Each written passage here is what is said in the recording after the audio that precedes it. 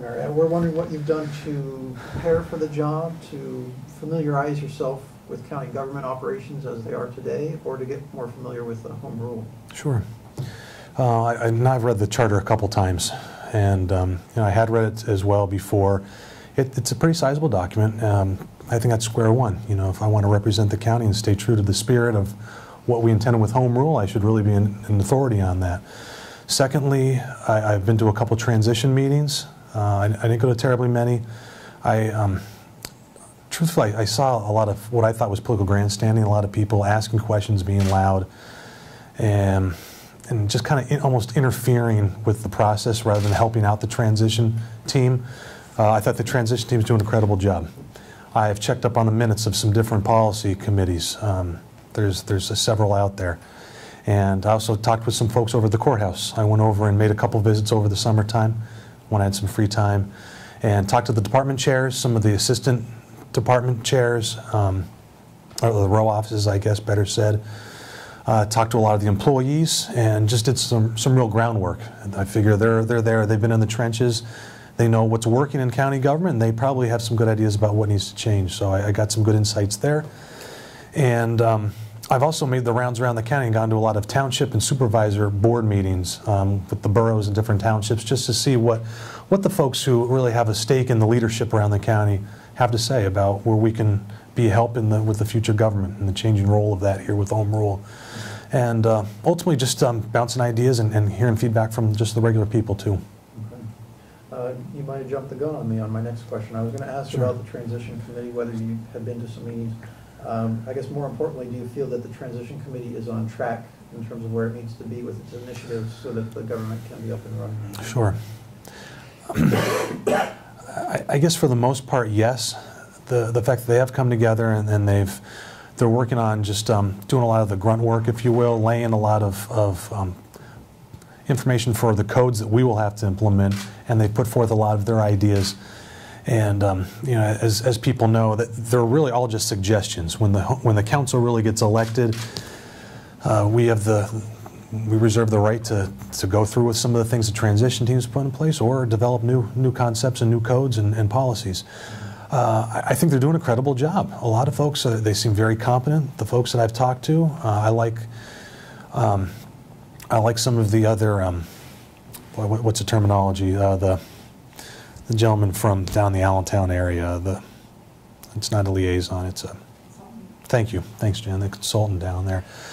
Talked to him about, where he's done this quite a few times around the state and around the country, and it's been a great learning process. There's some other websites too that talk about, the Association of County Governments. They have a lot to offer as well. So, and I've been to two transition meetings, if you're looking for a number. I guess just to cover this issue, do you have any concerns about the transition committee and its work at this point, or where it is, or are you comfortable with it? It's going to be a great undertaking. I think it really depends when the council comes together, how much we're really going to alter from the beginning. I'm really nervous about throwing the baby out with the bathwater and starting from scratch. I think that would be a terrible idea. I think we really need to talk to the people who've been there before. And clearly there need to be some changes, but this transition is not going to be just, January 1st, we're going to make these changes and have a brand new government, presto changeo. This is going to be a work in progress. I think we're going to looking probably at a couple years to really lay the foundation, and should I get elected, I might only win a 2-year term. I might not even see this first hurdle, crossed in the time that I'm there, should I get elected, like I said. What they've done so far, I really like a lot of the groundwork. They're putting things out there in public. They're putting minutes online. They're inviting other experts, so to speak, to come in and talk. And the dialogue's been pretty frank, and I've enjoyed it. I really have. If you are successful in November and you're seated on this council, about how much time do you think that you would dedicate to the job? Sure. Well, they claim it's a part-time position, and the more every month that goes by, I'm like, what am I getting myself into? It's going to be a lot of work. I'm figuring there's at least going to be a monthly meeting. There's going to be I'll be involved in some kind of committee meeting. Then you figure a work session. So I'm gathering at least 6 hours a month. Averaging 2 hours a meeting. There's probably going to be a lot more than that because I still have to do a lot of research myself and talk to the people on the ground. And we're going to just to get this off and running. It's probably going to be it's between 10 and 20 hours a month at least. I'd say at least that much. Or did I say a month? Yeah. Do you think it's appropriate? A week. I'm sorry, a week. 10 to 20 hours a week. Thank you. Do you think it's appropriate for council members to have a daily presence in the courthouse, or would you have another preferred way of being accessible to the public? It's a great question. I plan to keep my website open after the campaign, harryhaas.com. I figure it's a great way just to get public feedback. I don't want to confuse it with an official county website, but it's a great way to people just put their input in that maybe feel they either can't make the meetings or they feel encumbered in some way. Going back, I'm sorry, what was the rest of the question, Mark? About? Being accessible to the public. Accessible. And do you think it's important to be in the courthouse every day? Sure. I would love to have maybe office hours. I was even thinking maybe we could have, with the Council 11, have some people there from time to time just to be accessible and hear people's needs. Those of us with full-time jobs, we're not going to be able to be there very much 9 to 5. But I think we should definitely have a secretary there. The council has, the transition committee has a secretary there or a clerk, and that will no doubt continue with council. We do have a manager there, and that person's job will be to manage. And I speak with hesitation because I don't want to micromanage. I want to make sure I give them enough room to do the job that we're going to point them to, and that's really to manage what vision we put in place. And I know there's definitely people who feel differently about that, but their job is going to be the face of Luzerne County. We're going to be more so in the background, like I said, casting the vision, be carried out. If elected, would you vote to approve the hiring of a relative to a county authority, board, or commission? No. No, not me personally, no. Do you have an area of expertise that you would bring to the council? A real numbers budgeting type background, legal background? Do you love to do research? Do you have experience in negotiation? Sure. Great. Mine, out of those four specifically, I would probably be, I'm sure. Examples. I'm a historian by trade, so I love doing the nitty-gritty, finding the facts, going out to the primary sources. With something like that, when you have a council of 11 people coming together, the neat thing is that we're going to be able to have a lot of different backgrounds and tap into different skills. Negotiation before, I don't think I would be necessarily as good because I've never been on a negotiating team before, so I probably want to do something like that.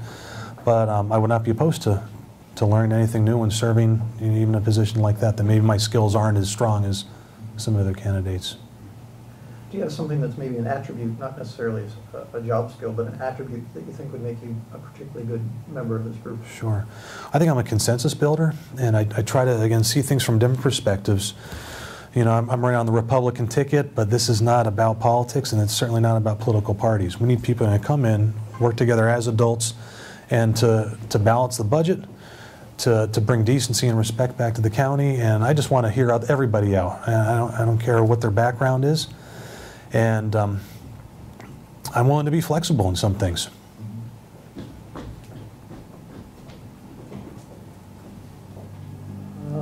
Let's talk about the budget a little bit, if we could. One of the most challenging tasks of the council is Yes. to adopt workable budgets. Do you have specific suggestions for where money can be saved, or on the flip side of that, how revenues might be increased? I really want to hold the line on increasing revenues. Truth be told, I love the Hotel Sterling. I wish there were a way we could invest funds to keep that solvent. I just don't see it. We're at $460 million in debt. So I really want to hold the line on any increase in spending whatsoever. That includes property taxes. At the same time, I just think there's a lot of holes that need to be plugged. Our controller has been doing a great job about really pouring and sifting through budgets and requests for money. And I just think we need to be really prudent about that. We need to equip the people who are managers to be able to do what they have to do, but with certain accountability. And when things come up that are not necessarily needs but wants, I think we have to say this is just not the time to do something like that. So I'm really into financial restraint, and again, the manager, I'm looking forward to somebody who has expertise in really saving money. We need to make this government more efficient, and with that, we're naturally going to bring down some of the deficit, some of the debt, and hopefully have a better budget for the upcoming year. Do you feel it's the county's responsibility in funding outside organizations such as public libraries? Public library budget, that comes from a lot of different sources. The state gives a lot of money. They also have their own fundraisers, and the county does give funds to that as well. Well, that's a great question. Nobody ever wants to take money away from the library. It's a great institution. We're just going to have to look at ways to make some cuts. I don't know if the library is the best place to siphon funding out. We're just going to we're going to make some tough decisions. And we might have asked you this in the spring, if so, I Sure. apologize. Where does Moon Lake fall in that? Do you feel that that's a project that, again, the county should be involved in? I don't know why, you know, if we really feel the need, like we have to keep that with the county, you know, I don't see why we can't lease it out for a certain period of time and give it to a private organization, and we can reap some kind of funding to it. I was talking to some folks at the courthouse, and they were talking about maybe having a target range there, and through the sheriff's office, raising revenue with that. Charge some folks to come in and use that. But then again, you know, I just believe, I'm a conservative guy, I believe the role of government is to stay as least as possible and to really make sure we have more tax money in our wallets. So I just hesitate to increase the scope of even our local government, because I think we've got our hands in a lot of things that we shouldn't be involved with. What do you feel is a reasonable fringe benefit package for county employees in terms of number of sick days, number of vacation days? Well, great question. You know, I found through some just research that a lot of folks in the county are working 40-hour weeks. They're making like $20,000. And a lot of these positions, you couldn't survive full-time and raise a family. A lot of them are spouses of people who have other jobs. They're double-income households. The health benefits are a lot of the reason why people work for the county. It's not necessarily for the paycheck. So what's reasonable? What's reasonable is we have to take a look at what's comparable to other private institutions, private companies, and pay people accordingly. You know, I'm all about giving a worker his or her wages. But at the same time, you know, we just can't, you know, make everybody a wealthy person just because they work in Luzerne County. So that's also going to be a place we're going to make some tough decisions. Well, regarding the health, the sick days, how many should there be? How many should there be? Should they be able to cash them out? What's the process for that? Yeah, there's a lot of different approaches to that. Cash in sick days. Some companies, if you don't use your sick days within that year time, you lose your sick days. That could be one way we could cut some costs. I also don't think, you know, going off for 2 weeks on vacation is the appropriate way to use sick days as well. So I think as long as folks are using them accordingly, we need to have accountability, and if there's abuse there, we just can't have that. You won't have that in the private sector. I don't think we should have that with the courthouse or any local government either. Some of these issues that we talk about, there's not a right or wrong, and someone's going to come out a winner and a loser on it, whether it's program cuts or approving or rejecting whether to have a reassessment done again anytime soon. What's your approach to making decisions, especially decisions in which case you're going to displease some people no matter which option is chosen? Yeah. The thing is, the nature of politics in general, but especially this place in Luzerne County history, if people are looking to be popular and make friends, this is not the position to run for. I'm looking at them. Some people, really, I'm looking at the prospect of hating me out there. That's really what the nature of doing the right thing is. You can't please everybody all the time. I think at the end of the day, as long as you're candid with people and you let people know this is why I made this decision, you know, there's no agenda here. It's the best decision. It's going to impact the most people for good. I don't think, generally, the general public is not going to be upset about that.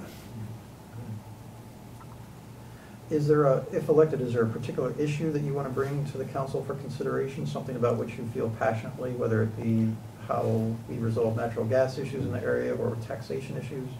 Or do you feel it's the manager's job to bring the issues forward and you just vote on those issues? Mm-hmm. Yes and no. So these are great questions. Again, I really believe that the people of Luzerne County are appointing, or they're electing 11 people to council to really make sure their wishes and their desires are known to the manager. Our job, again, is to cast the vision. Here's generally what direction we want to see the county going, and if we can keep the main thing, so to speak, we just want to decrease this debt. We want to make sure government is efficient, and we want to make sure that, you know, our citizens are getting a fair shake. And so if we let the manager do that and how he or she wants to do that, the style or the approach, I've got to have enough restraint myself to back off and let them do what their expertise is. You know, I'm not an expert public manager. I didn't go to school for that. I don't have expertise in that. But I do tell you, I do have a grasp on what the people of Luzerne County want. And they want decency, and they're just sick of nonsense all up and down from, you know, from the southern tip of our county up to the back mountain. They're tired of it. So I guess that would be my main platform. What do I see really passionate about? We can do this. You know, we can't really necessarily get our hands around the state or federal issues that we have, but the county government, it's the local issue, the local level. We can make it better, and we can make it better in a relatively short period of time. It won't be as hard to turn this train around as it would be, you know, the higher level of government. Again, this question predicated on the fact that you're successful in November, you're part of this group. Would you want to be the chairperson of the group?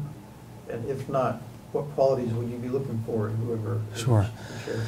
I've thought that too. I'm guessing probably the chairperson will have to be somebody who wins a 4-year term.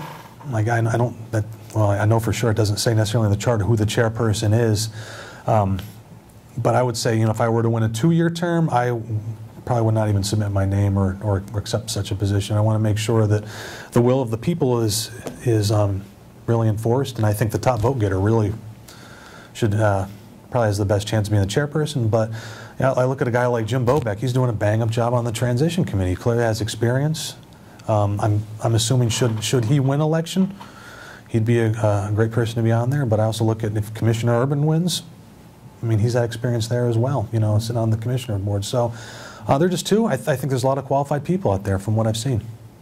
And that's not necessarily an endorsement. I should be very clear about that. I'll probably get myself in trouble. But they're both quality people. There's always a certain level of media scrutiny, media interest in Luzerne County's operations. That's going to be amplified tremendously, we would expect, with the coming of the new year, 2012. Sure.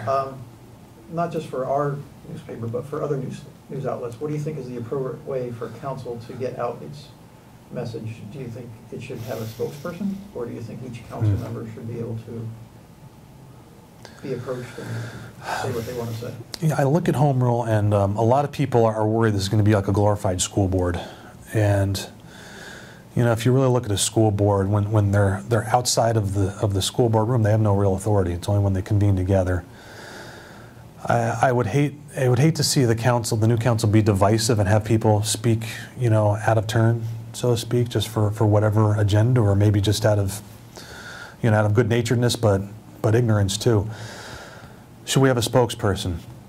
I think during meetings, the chairperson would be a perfect person how to do that. Should we withhold how we feel about certain issues? I don't think so. But at the same time, you know, should we do that? That's going to tear down the ability for people to come together and just be candid with each other. So a spokesperson, I wouldn't necessarily be against a spokesperson, as long as, you know, when I have something to say, they would reflect, you know, what's on my mind, what's on my heart. And also, if we're not going to incur too much extra funding for that, because it's going to cost money as well if we have a spokesperson. I think the new county executive essentially is the spokesperson of the new government. That's when we need somebody who can communicate well, who's going to be intelligent, who's going to have perfect experience, you know, managing some other like municipality like ours. And you know, we're going to be paying them a lot of money to do just that. So I think it should predominantly fall on their hands, on their shoulders. Any questions from the group at this point? Has the campaign changed at all? What you've done since from the primary to now? How are you approaching it differently? Yeah, not terribly much. I'm not going to spend a lot of money. You know, it's a county council spot, and I've just been attending a lot of just supervisor meetings, like I said before, a lot of borough meetings. I've been knocking on doors in small nooks of the county that people don't expect, you know, a candidate to show up. They're kind of surprised when I'm knocking on their door. Such as? Yeah, I was down in Whitehaven a couple weeks ago. I was down in Slocum Township right before the flood. Are you deliberately looking for those niche places that maybe other people wouldn't go to? I guess yes and no. I hate not to come out with a straight answer, but you know, I want to represent the entire county. I want to make sure that people, you know, I grew up in a rural part of Luzerne County. We never, you know, as far as I was concerned, knew nothing about what was going on in Wilkes-Barre. So I know what that feels like, to be kind of feeling like you're the odd man out. And I really want to make sure people in the most rural areas feel like they have a voice in our new government. Now, I'm living in Wilkes-Barre, and so, you know, I'm assuming people in Wilkes-Barre are going to come out and vote for me. But it's a big county, too. How much do you expect to spend? There's a lot. I'd like to spend $1,000. Currently, I think since the primary, I've spent probably about $400 about that. And I figured to really win, it's a big county. We have to have some kind of media outlets, and I'm not going to get campaign signs. I've just in my information guide, and people are just sick and tired of seeing what looks like a pack of flamingos on the side of the road. And I don't know if it really does much work, frankly, for a council race of this nature. So I will continue to knock on doors and attend local meetings and hopefully meet as many people as I can. Do you feel like you have a base of support, like school teachers gravitate to you, or you're part of some club or membership that a lot of people say, yeah, we're Sure. going to do our vote? From what I saw in the primary results, you know, people voted mostly according to geography. You know, I'm from Franklin Township. Franklin Township voted for me. I live in Wilkes-Barre for the past almost 10 years now. People in Wilkes-Barre came out to vote for me. You know, they want representation, you know, just like we do on the national level or the state level. I just think, you know, given my nature and the people who know me know that, you know, I'm just a straight shooter, that I just want what's best, and I can work with people from different political persuasions. So I don't even think it's going to be about political parties this time. The buzz I hear has been very good, but, you know, we'll see what happens, of course. We still got about a month out. But it's interesting. I've learned a lot about our county, a lot of it. Were you surprised by the campaigns in the spring? Did anything appear to you as abnormal or inappropriate as far as other candidates? Abnormal and inappropriate. I just think the fact that we had 49 people running was, I don't know how you guys did it. I don't know how you did it here. Working seeming late in the day. That was just abnormal. I don't necessarily think I saw anything necessarily inappropriate, and if I did, I probably wouldn't bring it up anyway. I think the voice of the people has been heard, and you know, we're still, I think with the independents, we've still got closer to 30 people still on this race, and I tell people that they get in there and they're just going to see all these names, and they're going to have a hard time. They might know one or two personally, or even heard of one or two names. So it's just really about trying to communicate the message. I appreciate what the paper's doing and just getting this out to as many people as possible. You know, we'll look into some media, television, and radio as well, but that costs money, and it's just not easy for a lot of weak candidates to really get the message out. We've got a couple League of Women Voters events coming up. I'll be attending the Downtown Residences Wilkes-Barre. Invite all the candidates. You know, I'm a member there, so I'm definitely going to go to that. And there's no more bazaars, so I can't make the rounds doing that. Have you joined with other council candidates or befriended folks when you're out there at some of these events that you feel like you're forming a coalition, or Sure. formally forming a coalition that might lead to some sort of voting bloc? Or Sure. I don't think so, and I really don't see a lot of that. Obviously, I know council candidates that I'm more friendly with than others that I know more intimately, and I would be happy if they got on. I would be very much happy. But again, there's a lot of good candidates, and I was really happy to see it. We went to Genetti's, the I guess it's called the Association of Township Supervisors and Borough Members, got together, and I think about 15 or so of the candidates came out, and even some of the independent candidates that are running. I was really happy to see folks come out and just talk about government, but also about life, about what they really believe in, and to really see people, as individuals, instead of just a name on a piece of paper. It's pretty good to see. Other questions from the group at this point? Anything that you haven't asked? I guess my last question is whether you're satisfied with this endorsement interview. Have you had the opportunity to tell us what you wanted to? Have the questions been appropriate? Yeah, absolutely. Yes, they have. Anything that we didn't ask you about that you particularly want to mention, or anything that you'd like to emphasize? I don't think so. I'm running a platform. It's tough to really communicate it because it's the same thing all the time. You know, we want to decrease the debt, hire the best county manager and just govern with decency. That's really all I can really say. There's no real pet project I have in mind. I frankly don't want any pet projects. So I guess, no, I think you've covered in a very general way. Thanks for the time. Thanks for having the conversation. Yeah.